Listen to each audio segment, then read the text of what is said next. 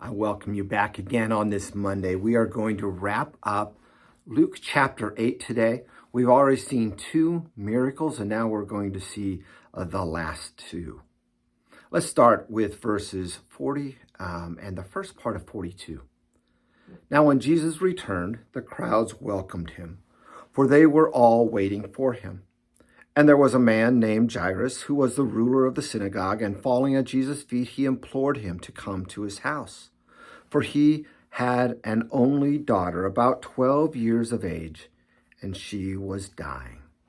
This sets the stage for the healing, one of the miracles that would happen. We learn about Jairus, a ruler of the synagogue. We know his name, but notice we don't know the name of the daughter. She is 12 years old, and she is ill. We also learn that it is his only daughter. Let's pick up now, verse 42, the last part, going through 48. As Jesus went, the people pressed around him, and there was a woman who had a discharge of blood for 12 years, and though she had spent all her living on physicians, she could not be healed by anyone. She came up from behind him and touched the fringe of his garment, and immediately her discharge of blood ceased. And Jesus says, "Who was it that touched me?" When all denied it, Peter said, "Master, the crowds are surrounding you and are pressing in on you." But Jesus said, "Someone touched me, for I perceive that power has gone out from me." And when the woman saw that she was not hidden, she came trembling, and falling down before him, declared in the presence of all the people why she had touched him, and how she had been immediately healed. And he said to her, "Daughter, your faith has made you well. Go in peace." Now, as Jesus is going to heal Jairus' daughter, we get to the next part.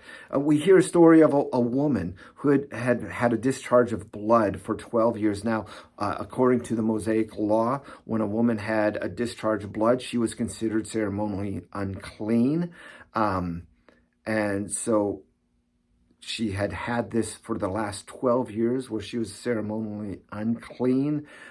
She had done everything possible, spent all that she had to be on physicians trying to get healed, but nothing would cure her. So there was one last chance. This man, Jesus. Now, as we read this, you may have been thinking, it doesn't sound the same as some of the other versions that I've heard. Yet, Mark's version is a little bit different. It says a little bit about what the woman was thinking beforehand. Again, not that one is right and one is wrong. They just record different parts to them.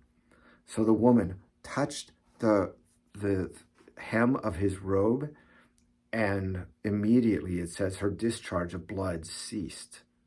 Then notice that conversation that Jesus has with Peter and the disciples. Who was it that touched me?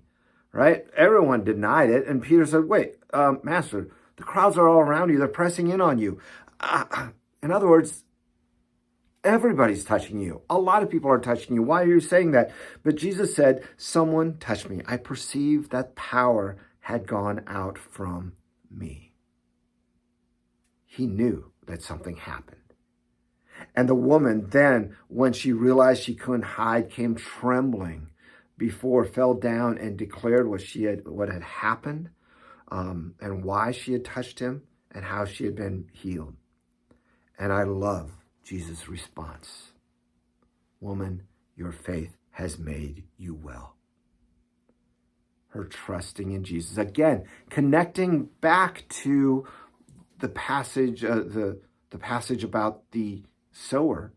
She heard that faith that she had, hearing about Jesus, had taken root. She believed, and her actions demonstrated that faith that God had given to her. Let's continue now, looking at verses 49 through 56. While he was still speaking, someone from the ruler's house came and said, "Your daughter is dead. Do not trouble the teacher anymore."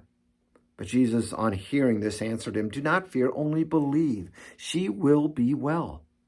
And when he came to the house, he allowed no one to enter with him except Peter and James and John, and the father and the mother of the child, and all who were weeping and mourning for her. But he said, "Do not weep, for she is not dead, but sleeping." And they laughed at him, knowing that she was dead. But taking her by the hand, he called, saying, "Child, arise." And her spirit returned, and she got up at once. And he directed that something be given to her to eat. And her parents were amazed. But he charged them to tell no one what had happened. This passage continues. You almost get the feeling of Jairus here, right? That Jesus spent too much time speaking to that old woman, and now it was too late. His daughter was dead. But Jesus says, don't cry, just believe. And he goes in, brings Peter, James, John, the mother and father, even though they were being laughed at, and he touches the girl. Remember that, again, touching someone who is dead was wrong. According to the law of Moses, they too would be considered unclean. But he touches her and he says, "Child, arise." And she is given that life again. And her spirit returned. I like how it says that. Unlike the man who had been demon-possessed, who Jesus says to tell everybody, Jesus tells them not to tell here. Why? Well, they are back to Galilee, and this is where Jesus has a hard time going out and doing things because of that. Now, if we look at these three miracles, none of the three that had the miracles performed are known by name. It was the man who had the demon, Jairus' daughter, the woman who had been bleeding for 12 years.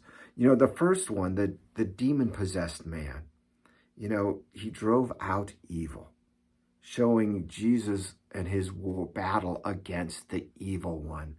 Next of all, he cleansed the woman of her uncleanness. He cleanses us of our uncleanness. And the final one, giving the girl new life, he gives us new life now and in the future as well. I know this was a little bit longer, a lot of good stuff in this. I could have gone on even longer, believe it or not. Most of you believe it, yeah. All right, we'll see you again tomorrow. We're going to be starting Luke chapter 9. A lot of interesting things happen in this chapter, so we'll be picking that up tomorrow. We will talk to you then. God bless.